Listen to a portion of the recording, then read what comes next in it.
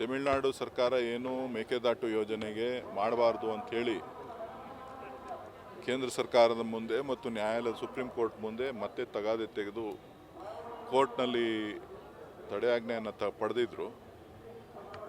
So ಇವತ್ತು ಅದು ತೆರವಾಗಿರೋದ್ರಿಂದ ಈಗಾಗಲೇ ಹಿಂದೆ DPR ಮಾಡಿದ್ರು 2013-14ರಲ್ಲಿ. ಈಗಾಗಲೇ 10-12 ವರ್ಷ ಆಗಿದೆ. ಸೊ ಈಗ ಹೊಸದಾಗಿ ಅದಕ್ಕೆ ಏನೆಲ್ಲ ಚಾಲನೆಯನ್ನು ಕೊಡಬೇಕು ಅದನ್ನು ಕೊಡಲಿಕ್ಕೆ ಮಾನ್ಯ ಉಪಮುಖ್ಯಮಂತ್ರಿಗಳು ಮತ್ತು ಮುಖ್ಯಮಂತ್ರಿಗಳಿಬ್ಬರು ಕೂಡ ನಿನ್ನೆ ಸಭೆ ಮಾಡಿ ಅದಕ್ಕೆ ಸೂಚನೆಯನ್ನು ಕೊಟ್ಟಿದ್ದಾರೆ.